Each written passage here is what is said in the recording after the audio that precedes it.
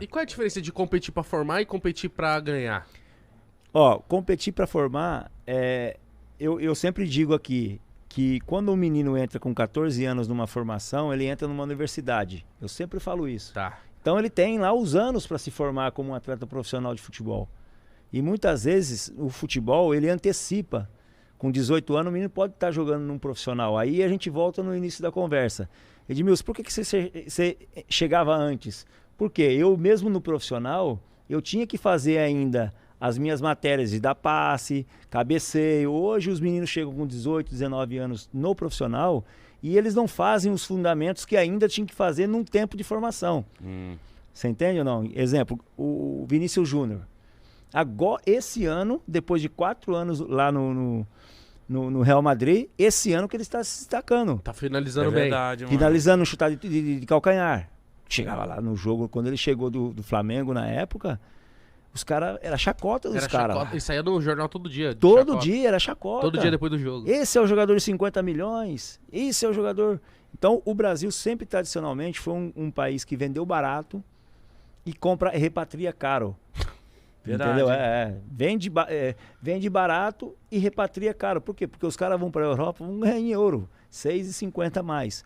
Então, a diferença de formar é ter o tempo desse menino se formar como não só de talento, não só a parte física, mas socialmente, né, emocionalmente, porque daqui a pouco ele vai dar um patamar, ele vai ganhar R$1 milhão por mês. Será que emocionalmente esse menino está preparado? O emocional pra mim é muito importante. É muito importante, cara. Então na formação, você não tem que formar com o menino, não, você tem que ganhar do Corinthians, tem que ganhar do Palmeiras, não, você tem que melhorar a sua performance.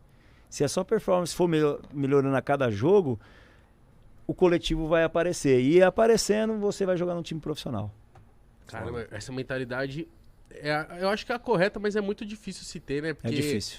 o cara quer ganhar de todo jeito, todo custo. 95, você já tava no profissional. Foi no profissional. Seu Tele Santana ainda era o técnico de São Paulo. Mano. Ele era diferente? Diferente.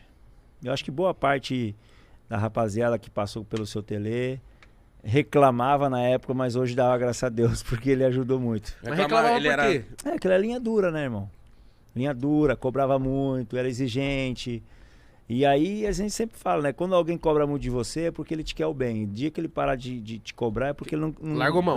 Desistiu, velho. Aí tem caso do Macedo, caso de vários jogadores que pegaram aí o Tele e estavam numa fase boa, não ouviram o que ele falou, acabou tendo uma trajetória mais curta do que poderia ter, né? Então, seu Tele foi peça fundamental na minha formação como homem e como atleta. Olha a diferença, mano. Porque o Tele era muito mais do que um técnico, ele era um educador, né? E ainda sendo técnico profissional. Ele se preocupava com vocês fora de campo também. Também.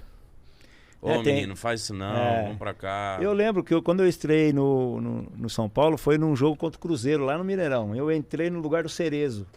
Toninho Cerezo, né? Carai. Então, pô, imagina, eu vi os jogos da seleção do Toninho Cerezo, aí vou substituir o cara, né? E aí, quando eu entro, fiz 5 minutos, tomamos 1-0. Falei, ixi, minha estreia, já tô começando mal, né? Aí viramos o jogo 3-1, aí na época... Jogou bem? Joguei bem pra caramba. E aí, e na época eu morava no Morumbi e pegava a perua dos caras que cuidava do campo no Morumbi aqui na Barra Funda e vinha de perua, saía às 7h30 da manhã para chegar 9 horas para treinar. E aí chegou um dia lá, eu perguntei pro Zé, pro Alemão e pro Cereza, eu falei, pô, fala com o Tele aí para ver se ele consegue me deixar dormindo aqui no CT, né, velho? Toda hora, 1h30, 2 horas lá na perua, tá todo dia e tal, assim. Aí passou um jogo, 2 jogos, aí ele me chamou depois de um jogo e falou, você quer vir morar aqui? Quer? Falei, se eu sou Tele, eu quero, pelo amor de Deus. Me ajuda aí, ajuda aí.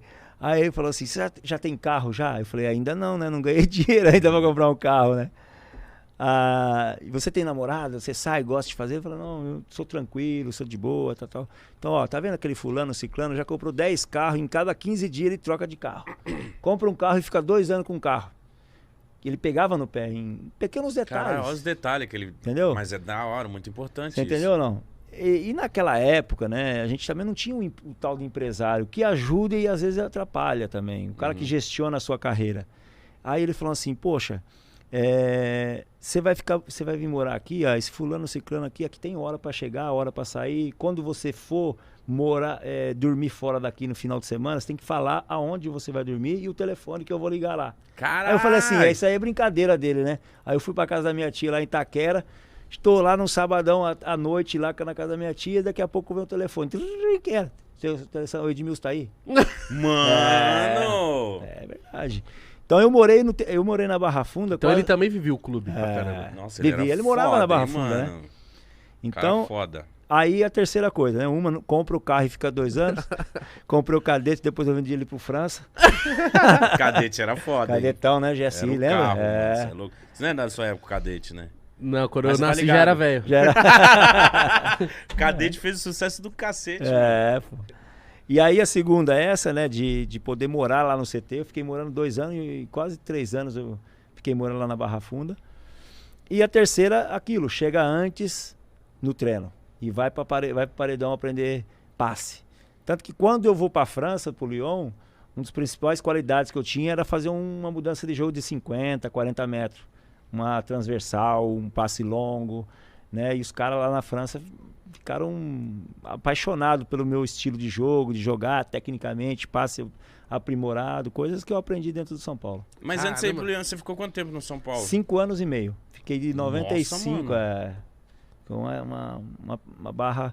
Cara, pra mim foi uma universidade. O São Paulo me formou como deve se formar um atleta para sair e vencer. Você não tava forçando com pressa de ir pra fora a todo custo? Cara, me apareceu no meio aí 98, que eu não tava bem tecnicamente, quando eles foram campeão em cima do Corinthians, na volta do Raí, eu quase não joguei.